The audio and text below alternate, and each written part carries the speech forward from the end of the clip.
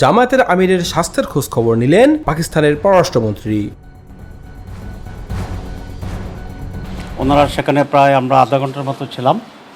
ওনারা মোতামির জামাতের স্বাস্থ্যের খবর নিয়েছেন, আমির জামাতের ডেলিগেশনকে ওয়েলকাম করেছেন এবং উনি দু একটি বিষয়ে বাংলাদেশ জামায়াতে ইসলামের আমির ডক্টর শফিকুর রহমানের সঙ্গে সৌজন্য সাক্ষাৎ করেছেন পাকিস্তানের পররাষ্ট্রমন্ত্রী ইসহাক দার। এ সময় আমিরের স্বাস্থ্যের খোঁজ খবর নেন ইসহাক দার। আজ রবিবার দুপুরে রাজধানীর ভাটারা এলাকায় আমিরের বাসায় এ সাক্ষাৎ অনুষ্ঠিত হয়। এ সময় আধা ঘন্টারও বেশি সময় তিনি সেখানে অবস্থান করেন এবং বিভিন্ন বিষয়ে তাদের মধ্যে আলোচনা হয় বলে জানা যায়। জামায়াতের নায়েবে আমির আব্দুল্লাহ মোহাম্মদ তাহের বিষয়টি নিশ্চিত করেছেন।